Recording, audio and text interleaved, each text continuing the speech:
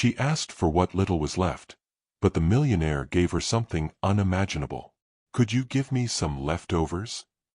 But when the millionaire looked into her eyes, her life changed forever.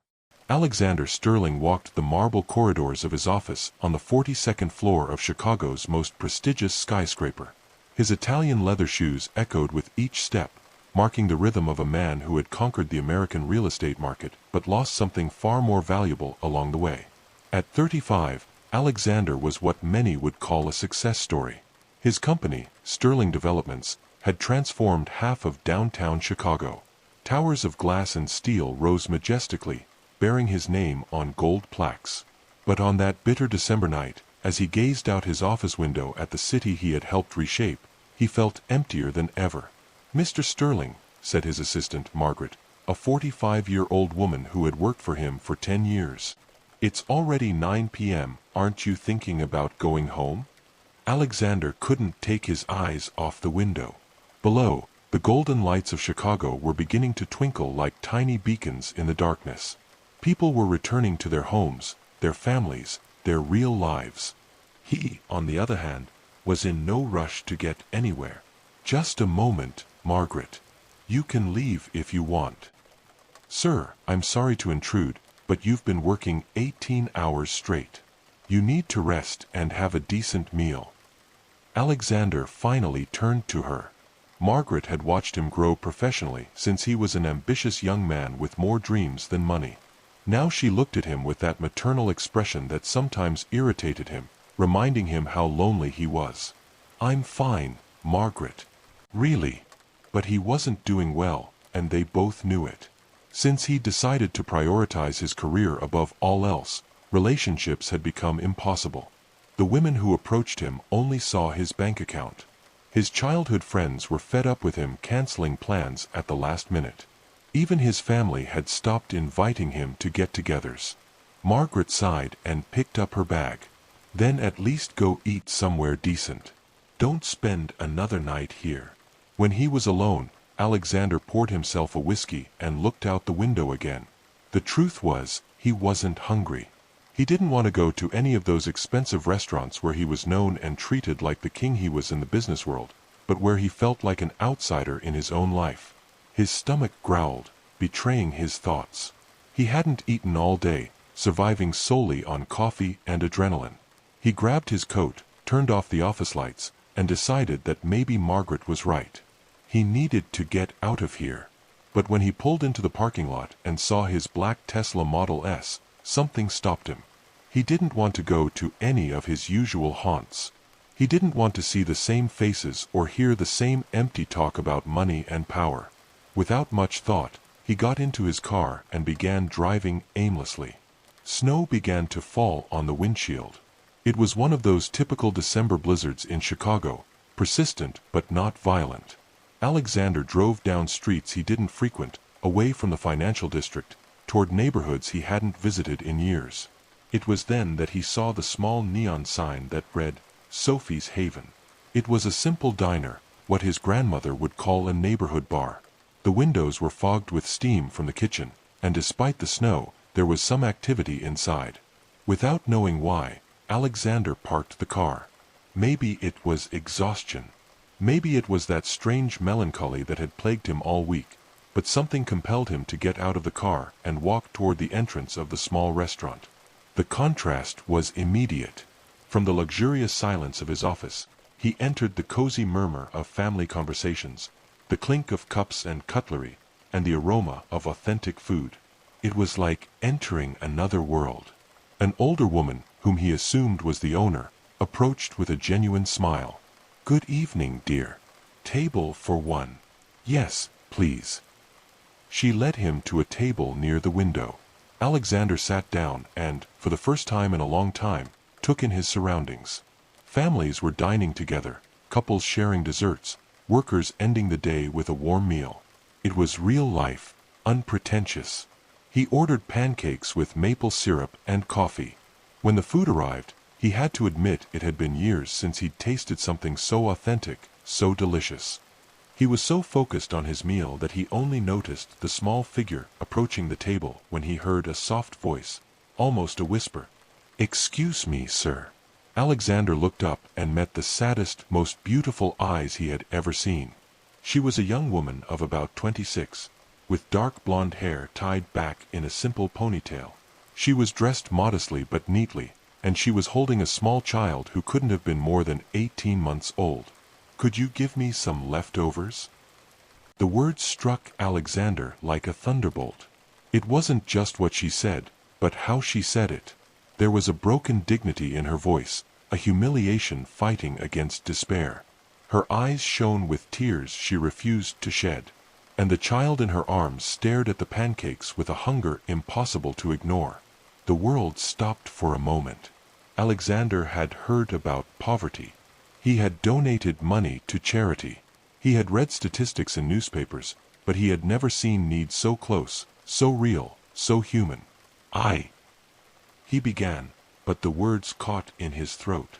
The woman interpreted his silence as a refusal and began to walk away, whispering, "I'm sorry to bother you, sir. It won't happen again. Wait." Alexander stood up so fast he almost knocked over his chair. "Please don't go."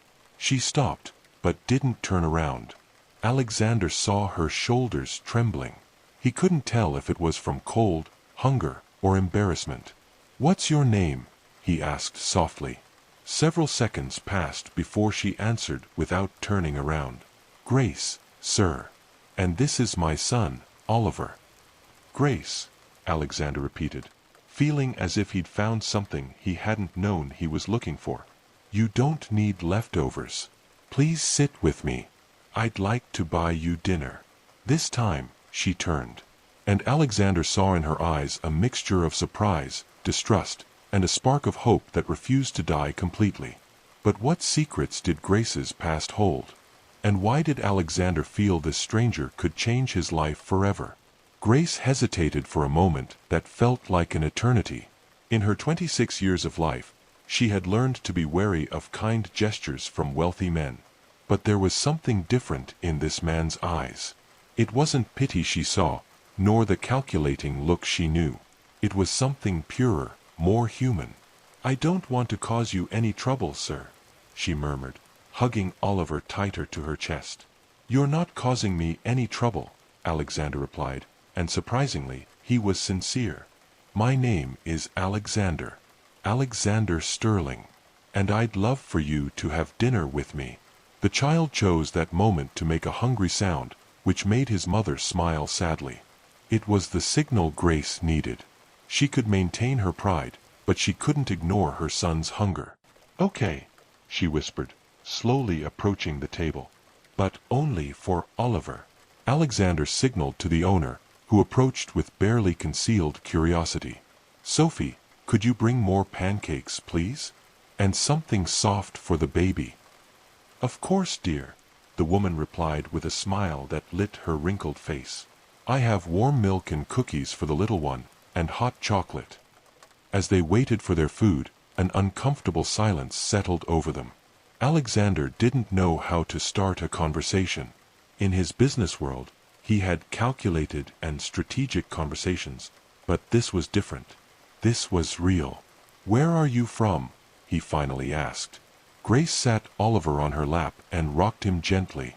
"We're from here, from Chicago." She paused, as if admitting where they lived was another blow to her dignity.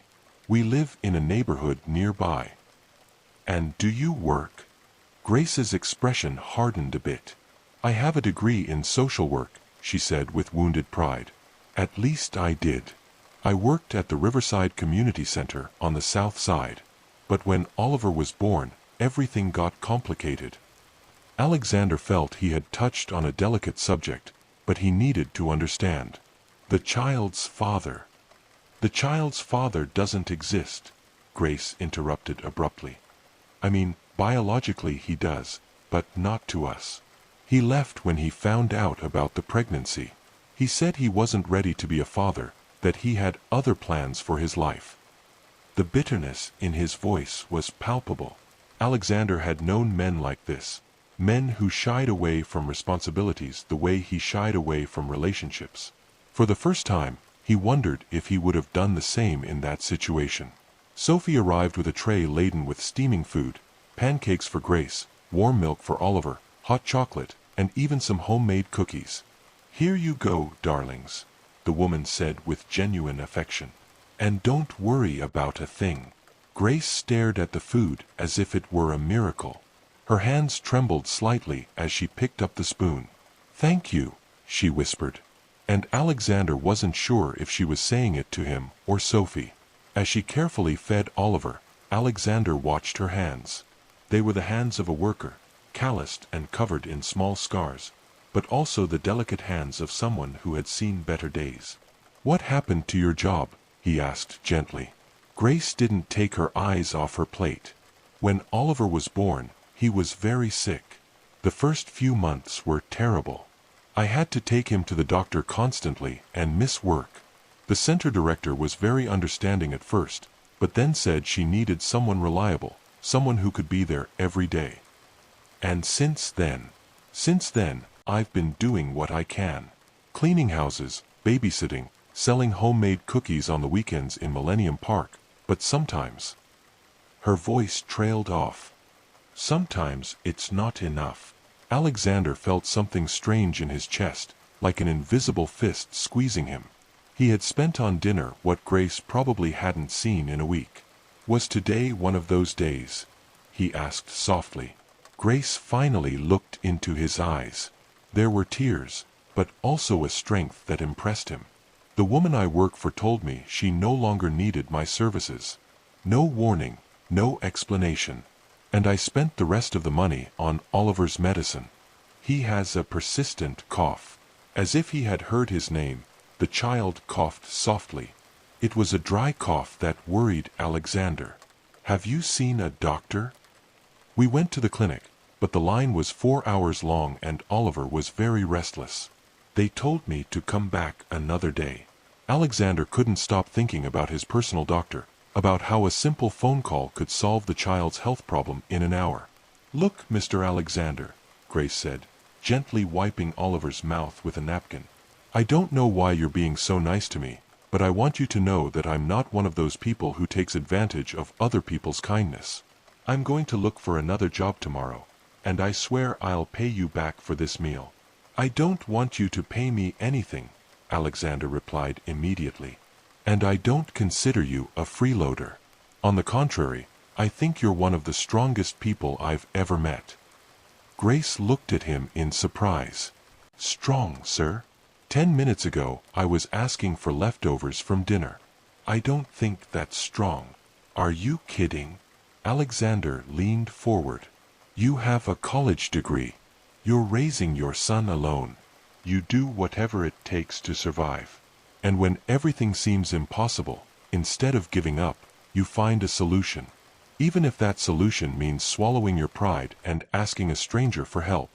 That's not weakness, Grace. It's pure courage." For the first time since they sat together, Grace smiled. It was small and shy, but genuine. "I've never seen you like that." "Well, you should. And I think your son will grow up knowing he has the bravest mother in the world." Oliver, as if he had understood the conversation, extended his little hands towards Alexander and murmured something that sounded like, "Thank you." Alexander felt something melt in his chest. When was the last time someone actually thanked him? When was the last time someone looked at him like a hero instead of just a rich man? "You know what?" he said impulsively. "You're not going to look for work tomorrow." Grace frowned in concern. "What do you mean?" "I mean, tomorrow we're going to take Oliver to a real pediatrician, and then we're going to sit down and talk about his future. I have some ideas." "Mr. Alexander, I cannot accept." "You can accept, and you will accept," he interrupted gently. "But not out of charity, because I think we can help each other." Grace looked at him with curiosity and something that might have been hope, but neither of them knew that the next day, a phone call would change everything, and that Grace's past would collide with Alexander's present in the most unexpected way. What secret was Grace hiding that could completely change Alexander's outlook on life? And why did fate decide to bring these two lonely souls together on a snowy night? The next morning arrived with a radiant sun that seemed to have dispelled all the sadness of the previous night. Alexander woke up in his penthouse overlooking Lake Michigan, but for the first time in months, he didn't feel empty. He had a mission, a purpose that went beyond quarterly reports and board meetings.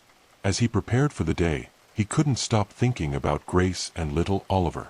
There was something about that woman that had awakened feelings in him he'd thought were buried forever. It wasn't just compassion, it was something deeper, more personal. He picked up the phone and called his personal physician, Dr. Richards. "Good morning, doctor. This is Alexander Sterling. I need you to do me a very special favor." "Alexander, how are you? Are you feeling well?" "I'm fine, doctor, but I have a friend who has a small child who needs medical attention. Can you see him today?" "Sure, son. What time do you need the appointment? Would it be possible at 10 in the morning?" "For you, Alexander, anything. Send your friend to my private office." After hanging up, Alexander realized he had called Grace a friend without thinking. Was that all, or was there more to it? She dressed more casually than usual, got into her car, and drove to the address Grace had given her the night before. It was an old but dignified neighborhood that stood the test of time in the heart of the city. Upon arriving, several neighbors looked out their windows, curious to see the Tesla parked in front of the building. Alexander climbed the stairs to the third floor and knocked on the door of apartment 3B. Grace opened the door almost immediately, as if she'd been waiting. She wore a simple but clean blue dress, and there was something different about her posture. She seemed less defeated than she had the night before. "Good morning, Alexander," she said softly. "I wasn't sure if you'd come." "I told you I would," he replied, surprised at how naturally his name sounded on her lips. "How is Oliver?" "Better, thanks. He slept all night. I think the warm food did him good." Alexander glanced over Grace's shoulder and took in the small apartment. It was tiny, but impeccably clean and tidy. Children's drawings adorned the walls, and a small altar with fresh flowers stood in a corner. "Ready to go to the doctor?" "Alexander, I've thought long and hard about what you said last night, and I've decided you were right. Oliver needs medical attention, and I need to accept help. But I want you to know that this won't be free. I'll find a way to pay you back." Alexander smiled. Grace's determination was admirable. "We'll talk about this later. For now, let's see Dr. Richards." Dr. Richards's office was the opposite of a public health center. Elegant, quiet, air-conditioned, and stocked with up-to-date magazines in the waiting room. Grace looked around wide-eyed, visibly impressed but trying to hide it. Dr. Richards was an older man, one of those traditional doctors who genuinely cares about his patients. He examined Oliver patiently and carefully, speaking to the child in a low voice. "It's just a common cold, but the little one is a little malnourished," he told Grace later. "Nothing serious, but he needs vitamins and a high-protein diet." Grace looked down, embarrassed. "Doctor, I do what I can, but sometimes—" "Don't worry, ma'am," the doctor interrupted gently. "I'm not judging you. I know you're doing everything you can for your son. I'm just giving you medical advice." After the appointment, while they were waiting for the prescription at the pharmacy in the same building, Grace asked Alexander, "How much do I owe the doctor?" "Nothing. It's already paid." "Alexander." "Grace, please accept the help." She sighed and nodded, but Alexander could see her mind working, probably calculating how she would repay him. They decided to have breakfast at a small cafe near the doctor's office. While Oliver played with the colored blocks the doctor had given him, Alexander and Grace chatted. "Tell me more about yourself," Alexander said. "Last night you told me you have a degree in social work. Have you always wanted to be a social worker?" Grace's eyes lit up for the first time. "Ever since I was a child, my mother also worked helping people. She said helping others was the noblest profession in the world, because you helped shape the future." "Is your mother still alive?" Grace's expression darkened. "No. She died when Oliver was 6 months old. Cancer." It happened very quickly. I'm very sorry. She was my only family. My father left us when I was 10. My mother worked day and night to support us, and so I could go to college. Alexander felt a pang in his chest. He'd had every privilege, every opportunity, and he hadn't appreciated it. Grace had fought for every achievement. She must have been very proud of you. Grace gave a sad smile. She was. On my graduation day, she cried with happiness. She said it had all been worth it. That now I could give my future children what she gave me, education and values. And Oliver's father? Grace stirred her coffee cup before answering. His name is Ryan. He was an architect, a colleague from the center where I worked. We were planning to get married. I thought he was the love of my life. What happened? When I told him I was pregnant, he completely changed. He said he couldn't ruin his career over a mistake, that he was too young to be a father. He offered me money too. His voice trailed off, unable to continue. Alexander nodded, feeling a strange anger toward a man he had never met. And you never heard from him again. One day, when Oliver was a year old, he showed up at my work. He'd landed a very important position at a large construction company. He had a new car and expensive clothes. He told me he'd reconsidered, that maybe we could try, but that I'd have to move to Boston with him. And you said no. I said no. That Oliver and I were fine on our own, that we didn't need someone who would see us as a convenient option when it suited them. Alexander looked at her with admiration. You did the right thing. You think so?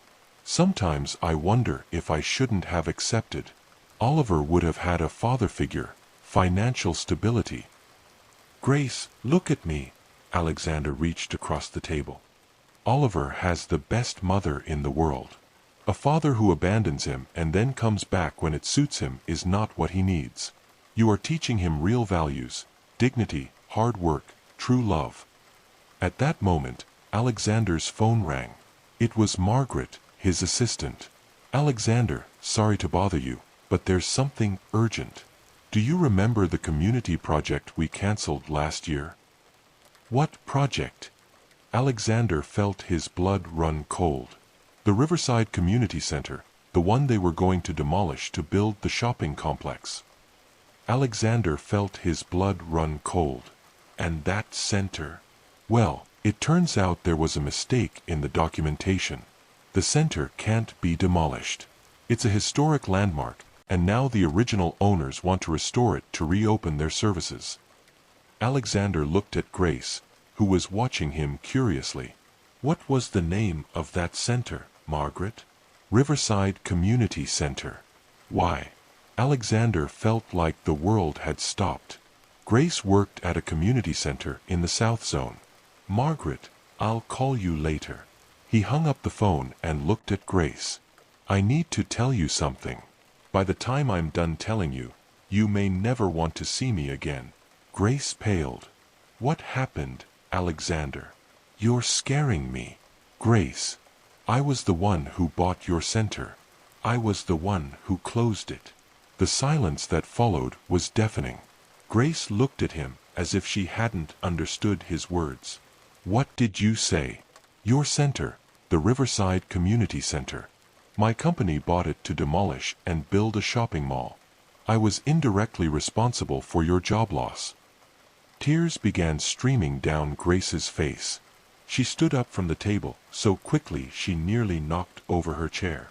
I don't believe this, she whispered. I don't believe this. Wait, let me explain. Explain what? She raised her voice. That the man who bought me dinner last night out of pity is the same man who destroyed my life. It wasn't out of pity, and you know it. You know what? You're right. It wasn't out of pity. It was out of guilt. You felt guilty and decided to play benefactor with me. Grace picked up Oliver and began walking towards the exit of the cafe. Grace, please listen to me. This doesn't change anything between us. She stopped in the doorway and turned around. Her eyes were shining with tears and an anger Alexander had never seen before. "Doesn't this change anything, Alexander? Because of you, I lost my job. Because of you, my son and I are starving. Because of you, last night I had to humiliate myself by asking for leftovers from your dinner. And now you come and tell me that this doesn't change anything. Grace, I never want to see you again. And don't you dare come looking for me." She left Alexander alone in the cafe, feeling as if something vital had been ripped from his chest. But what neither of them knew was that this separation would force Alexander to make the most important decision of his life. A decision that would change not only his fate, but that of hundreds of families like Grace's. Could Alexander repair the damage he caused? And could Grace forgive him when she discovered the full truth? The next 3 days were the longest of Alexander Sterling's life. He couldn't sleep well, couldn't concentrate on his work, and every time he closed his eyes, he saw Grace's face awash with pain and betrayal as he told her the truth. Margaret had been watching him with concern since he'd returned from the cafe that day. "Boss, I don't know what's wrong with you, but you have to tell me. In 10 years of working for you, I've never seen you like this." Alexander stood in front of his office window, staring at the city without really seeing it. "Margaret, do you think I'm a bad person?" The question caught his assistant off guard. "What kind of question is that, Mr. Sterling?" "An honest question. In all these years of building this empire, how many lives have we affected? How many families have we displaced? How many dreams have we destroyed in the name of profit?" Margaret walked over and placed a motherly hand on her boss's shoulder. "Alexander, this is business. You can't carry everything on your shoulders. Besides, you also created jobs. You built homes for families." "Margaret," he interrupted gently, "do you remember the Riverside Community Center?" "Of course, the project that was canceled. I knew a social worker who lost her job when we bought the property." Margaret frowned. "So what? And I fell in love with her." The words were out before Alexander could stop them, but as soon as he said them, he knew they were true. He had fallen in love with Grace, not just for her beauty, but for her strength, her dignity, her love for her son, her ability to stand firm despite adversity. "My God," Margaret whispered. "And she knows who you are? She knows now. And she hates me. And she has every right to hate me." Margaret sank heavily into a chair. "What are you going to do?" Alexander turned to her, and Margaret saw something in his eyes she'd never seen before, determination mixed with desperation. "I will fix this. Not just for Grace, but for all the families affected. I will find a way to make things right." "Senior Sterling." "Margaret, I want you to gather all the files from the central project. I want to know exactly what happened, who else was affected, and what options we have now." "Options for what?" "To rebuild what we destroyed." Margaret looked at him as if he had lost his mind, but she knew Alexander well enough to know that once he made up his mind, nothing would stop him. That same afternoon, Alexander had all the information on his desk. The Riverside Community Center had been founded in 1948. For 72 years, it had helped thousands of families in the South. When her company bought it, Grace not only lost her job but also 22 employees in total, including freelancers and administrative staff. But what impacted him most was reading the local press reports about the closure. There were interviews with desperate families, children who lost psychological support, and professionals with decades of experience who couldn't find other work. One interview in particular broke his heart. It was with Grace, conducted 2 months after the center's closure. "This center was more than a job for me," she told the reporter. "It was my home, my family. I learned to be a social worker here. I grew professionally here. The families in the neighborhood need this center. Many can't afford private therapy and are now completely abandoned. Some children we've worked with for years have simply lost support." At the end of the interview, the journalist asked what message she had for the business owners responsible for the closure. Grace looked directly into the camera and said, I just ask that you remember that behind every building you demolish are stories, lives, dreams. We are not just numbers on a financial report. We are people with families who depend on us." Alexander had to stop reading. She felt as if every word Grace said was stabbing her conscience, but she also felt something else, a clarity she hadn't felt in years about what truly mattered in life. He picked up the phone and called the lawyer. "Mr. Johnson, this is Alexander.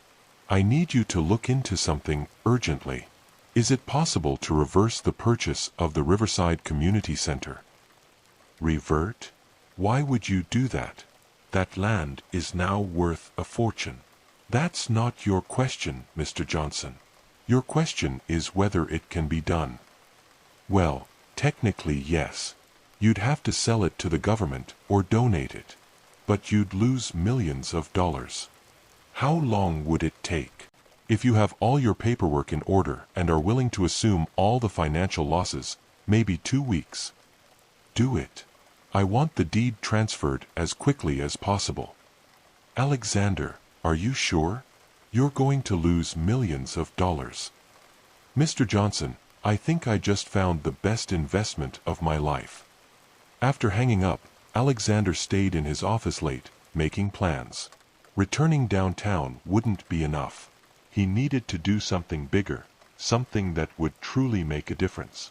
2 days later, Alexander had a comprehensive plan. He would not only return the center to the government but also fully fund its renovation.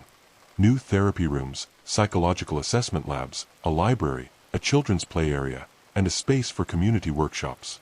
He would also create a fund for the neediest families, so that no family in the South Zone would be left without psychological support due to a lack of resources. But most importantly, he wanted Grace to be the director of the new center. The problem was, Grace didn't want to see him. He'd already been to her neighborhood 3 times, and she hadn't answered the door. He'd sent her flowers and letters explaining his plans, but she'd returned them unopened. It was Margaret who gave him the idea. "Sir, if you can't talk to her directly, why don't you talk to someone else? Didn't you say you met at a restaurant? Maybe the owner of the place." Alexander slapped his forehead. "Of course. Sophie, the owner of Sophie's Hideaway, where they met. If anyone could help him find Grace, it was her." That night, Alexander returned to the small restaurant. Sophie greeted him with a smile, but Alexander noticed a certain coldness in her gaze. "Good evening, young man. Table for 1 again. Mrs. Sophie, I need to speak to you. It's about Grace." The woman's expression hardened. "Ah, so you're the famous Alexander. Grace came here crying 3 days ago and told me everything. I know I've made terrible mistakes, but I want to fix them. I want to make things right. And you think money will heal that girl's broken heart? No, ma'am. It's not about money. It's about justice and love." Sophie looked at him intently. "Sit down, young man. I think we need to talk." Over the next hour, Alexander told Sophie everything. His plans for the center, his determination to change his way of doing business, but most of all, he told her how he felt about Grace. "That woman changed my life in one night, Miss Sophie. She reminded me of what really matters. And now that I've lost her, I realize that nothing I've built is worth it if I don't have someone to share it with." Sophie sighed deeply. "Grace comes here every night at 8 p.m. She brings Oliver, and we have dinner at that corner table. They're the only customers I have at that time. And honestly, sometimes I think she comes more for the company than the food. Would you help me talk to her?" "No, kid. You have to do it yourself. But I'll give you a piece of advice. Grace isn't one of those women who's easily impressed by grand gestures. She values honesty and humility.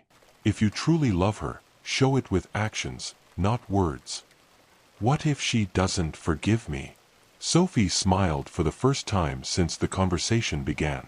"Well, that girl has the biggest heart I've ever met. If your intentions are pure, if you're truly willing to change, she'll notice. You just need to be patient." The next day, Alexander received the phone call he'd been waiting for. His lawyer confirmed that all the paperwork was ready. The center had officially been returned to the government, and he had donated $5 million toward its complete renovation. Now the only part left was the hardest part, convincing Grace to give him a second chance. But would Grace see beyond the pain and betrayal? And what surprise would fate have in store for this couple who seemed destined to love each other despite all adversity? It was 7:45 p.m. when Alexander arrived at Sophia's refuge. His hands shook slightly as he parked the car. In his briefcase, he carried all the documents proving his management, the deed to the center, which had been returned to the government, contracts with construction companies for the renovation, and the psychological support fund he had established. But more important than all of that, he carried in his heart the words he had rehearsed 1,000 times, the words he hoped would heal the damage he had done. Sophie saw him enter and led him to an inconspicuous table, from which he could see the corner table where Grace usually sat. "You're early, kid," she said softly. "Good. Gives you time to calm down. Mrs. Sophie, what if she runs away as soon as she sees me? Then you will follow her and speak from the heart. But something tells me that won't be necessary." At exactly 8 p.m., the restaurant door opened, and Grace walked in with Oliver in her arms. Alexander felt as if the air were being sucked from his lungs. She looked thinner than last time, and there was a sadness in her eyes that hadn't been there before. Grace walked to her usual table without noticing Alexander's presence. Sophie approached her with a smile. "Good night, dear.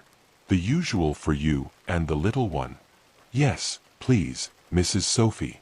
But maybe just a portion today. I don't have much money." Alexander's heart sank at those words. It was clear Grace was having an even harder time since the fight. "Don't worry about the money, honey. You know there's always hot food here for you and Oliver." Grace smiled gratefully, but Alexander could tell it was painful for her to have to rely on the charity of others. Sophie returned to the kitchen and signaled to Alexander. It was time. Alexander slowly stood up and approached Grace's desk. She was playing with Oliver's toy when she saw Alexander's shoes in front of her desk.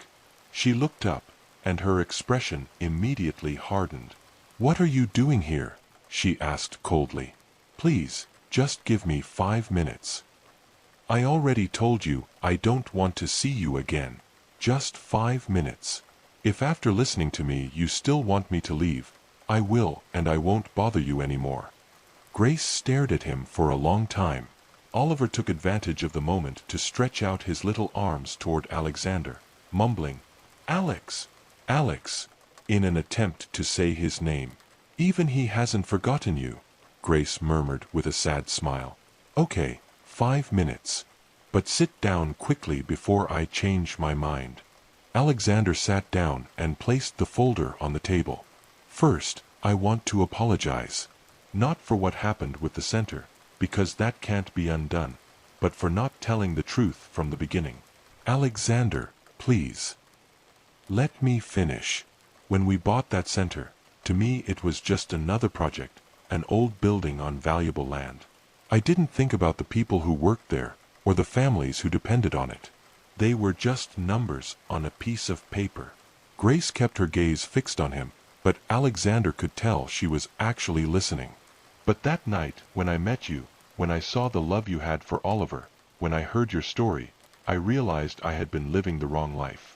I had become a money-making machine, but I had lost my humanity." Alexander opened the folder and took out the documents. "That's why I did this." He placed the papers in front of Grace. "I returned the center to the government. It's here, in these documents. The Riverside Community Center is reopening."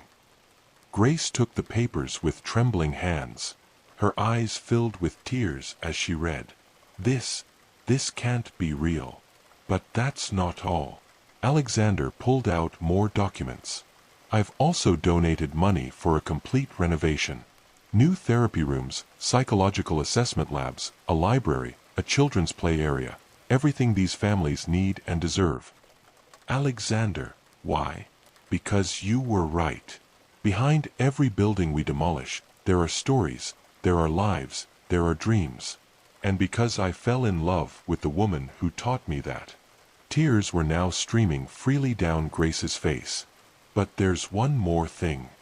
Alexander pulled out the last document. I want you to be the director of the new center. The salary is triple what you were making before. There's full health insurance for you and Oliver. And a retirement fund. Grace dropped the papers and covered her face with her hands. I can't take this. It's too much. Why can't you accept this? Because I feel like you're buying me, like you're paying me to forgive you. Alexander reached out and gently touched Grace's hand. Grace, look at me. Do you really think I'm doing this to buy you? She looked up and met the most sincere eyes she had ever seen. I don't know, Alexander. I don't know what to think. So I'll tell you what to think. I'm doing this because when I met the bravest, strongest, most beautiful woman in the world, I realized my life was empty without her. I'm doing this because I want to be the man you deserve, not the man I was before. But, Alexander, we're from different worlds. You're a millionaire. I'm a single mother and I have no money. How can this work? You know what? Alexander smiled. I've been thinking about this all night and I realized something. Money doesn't make me happy. The mansions, the cars, the expensive suits, none of it means anything if I don't have someone who truly loves me for who I am, not for what I have. Oliver, who had been playing calmly, suddenly stretched out his little arms toward Alexander and said, Daddy! Daddy! Alexander and Grace froze. It was the first time Oliver had said that word, and he was directing it at Alexander. Oliver, no, Grace began, but Alexander interrupted her. Grace, I know it's probably too early to say this, but I want to be Oliver's father. I want to be his husband. I want us to be a family. Alexander, I know I don't deserve a second chance, but I'm asking you to let me spend the rest of my life proving that I can be the man you both need. Grace closed her eyes and took a deep breath. You know what the craziest thing about all this is? What? Despite everything, despite the pain, despite the betrayal I felt, I never stopped thinking about you. I never stopped remembering how you looked at me that first night, as if I were the most important woman in the world. It's because you are, Alexander whispered. You are the most important woman in my world. Grace opened her eyes and Alexander saw something in them that gave him hope. Okay, she said softly. I'll give you a second chance, but on my terms. Whatever they are. First, no expensive gifts. Don't try to impress me with money. If we're going to be together, I want it to be because we love each other, not because you can give me a life of luxury. Agreed. Second, I want to work. I want to be independent. I accept the director position because I deserve it, not because I'm your girlfriend. I agree. And you deserve it more than anyone. And third, Grace smiled for the first time, I want you to know the real me. Not the desperate woman who asked for leftovers from dinner, but the strong woman I really am. I already know her, Alexander said, taking her hand. And I fell in love with her from the first moment. Just then, Sophie approached with a tray full of food. Well, lovebirds, I think it's time for dinner. And this time, Grace, dinner is on the house. It's my early wedding present. Grace laughed, a genuine, joyful laugh Alexander had never heard. Mrs. Sophie, no one mentioned marriage.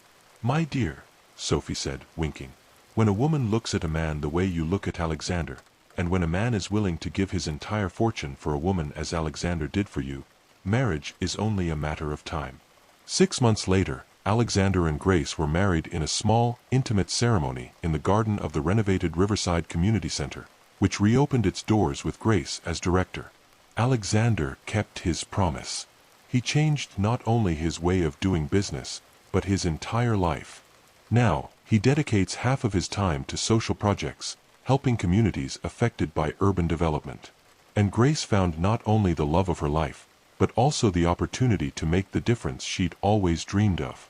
The center has become a model to follow, offering innovative programs and comprehensive support to families in the southern region. But the most beautiful thing of all was seeing Oliver, now 2 years old, running through the halls of the center shouting, "Mommy! Daddy!" Every time he saw his parents, on their wedding night, slow dancing in the central courtyard under the stars, Grace whispered in Alexander's ear, "You know what the most amazing thing about our story is?" "What?" "It all started with a question I was too embarrassed to ask. Could you spare some leftovers? And it ended with the fullest life I've ever dreamed of." Alexander hugged her tighter. "No, my love. The most amazing thing is that when I thought I had everything, I discovered I had nothing. And when I found true love, I realized I had everything that truly matters." And as they continued dancing, surrounded by their loved ones, in the place where everything had begun to change, they both knew that sometimes the most beautiful stories are born from the most difficult moments. Because when two hearts are destined to meet, neither social differences, nor past mistakes, nor wounded pride can stand in the way of true love. And that's how a simple question, on a snowy night, changed two lives forever, proving that miracles still happen when we least expect it. Did this story of love and second chances move you? Subscribe for more stories that will touch your heart. Like if you believe we all deserve a second chance to show who we are. Which moment touched you the most? Tell me in the comments.